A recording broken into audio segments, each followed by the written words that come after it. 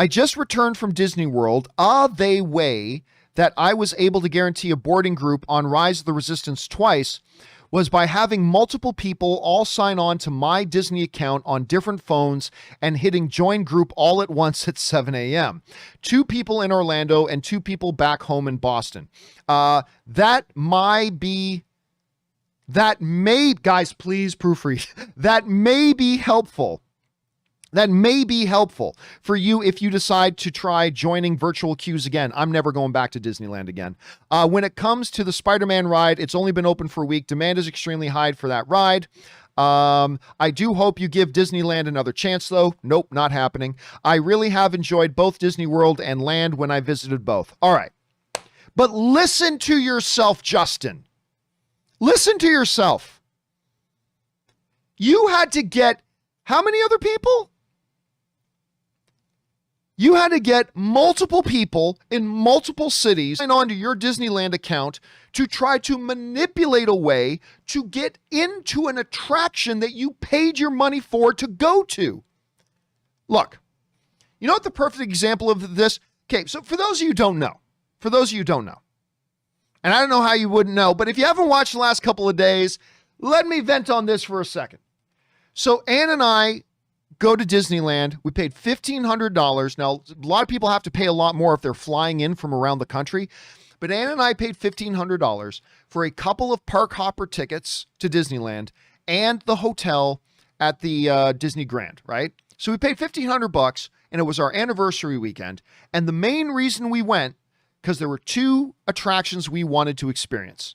We wanted to experience Rise of the Resistance and we wanted to experience the new Spider-Man Web Slinger feature. Okay? That's where we wanted to go. Now, it is important to understand that when you go and book your thing, you do not get to book your place in the attraction. So yes, we booked our tickets for Saturday, but what you cannot do, what Disney does not allow you to do, no, says the mouse.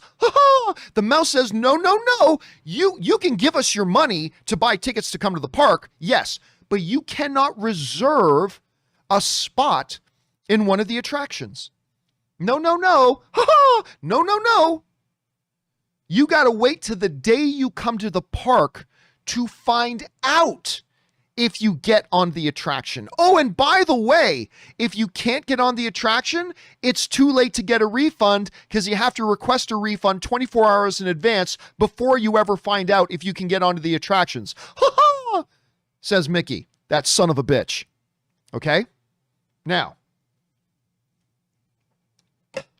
I've had some monumental-sized morons on Twitter going, oh, John, you just think you're entitled. Fuck you. I don't think I'm entitled. I think I'm a consumer who paid money to a company for an experience that they advertise, and then once I got there, I didn't get to have that experience, and they wouldn't refund me my money because it was too late, and they give me no way. You know what this is like? Here's what this is like. I just thought of this. Let me bring this up here. Imagine, okay, let's bring up the Campea classroom for a second, all right? Imagine this. You're sitting at home and you see a commercial from an AMC theater. And AMC says, come to the theaters this weekend and see Endgame. Woo! We've got Endgame, says AMC Theaters.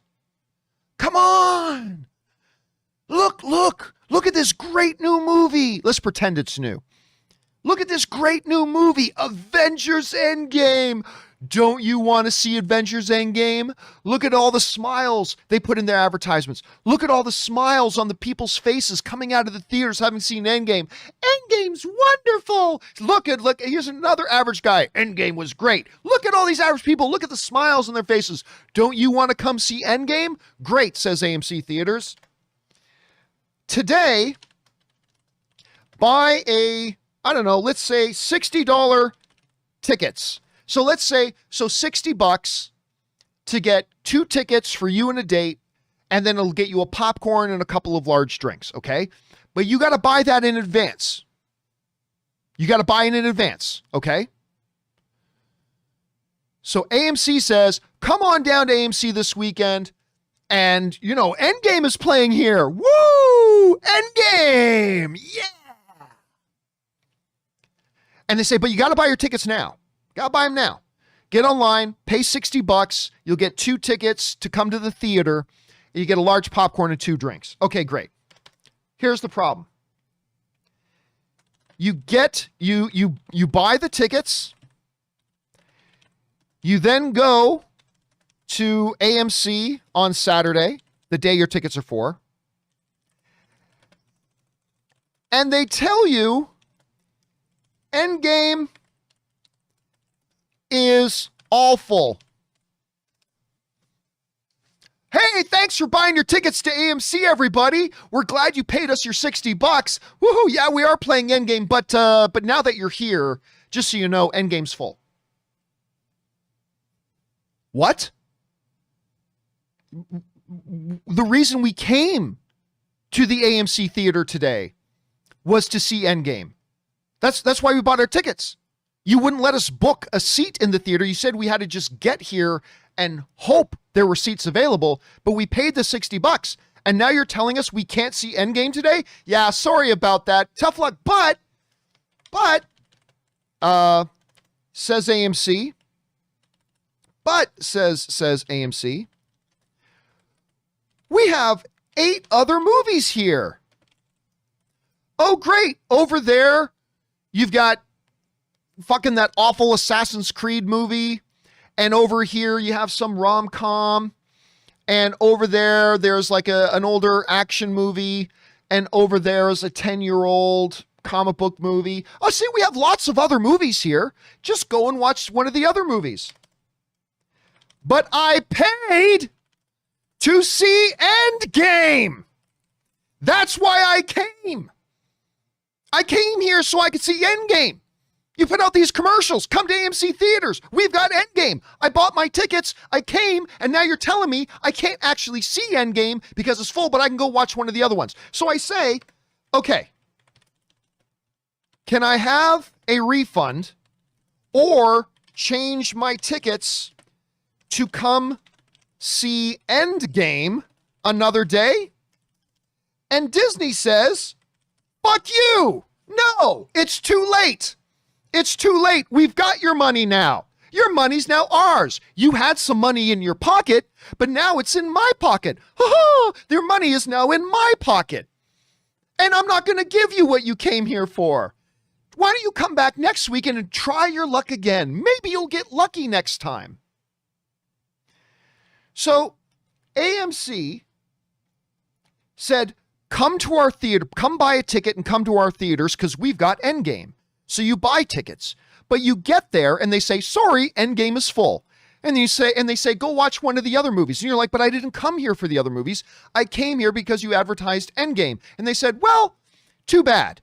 Try again another time. So you say, okay, then can I get a refund so I can come back another time where maybe I will get to watch Endgame? And they go, sorry, the deadline for getting a refund was yesterday. But I had no way of knowing yesterday if I was going to be able to get into Endgame or not. I know, too bad. Doesn't that suck? Ha ha! That's what they did. That's what they did. And then I get some fucking morons on Twitter going, oh, Campea, you sound entitled.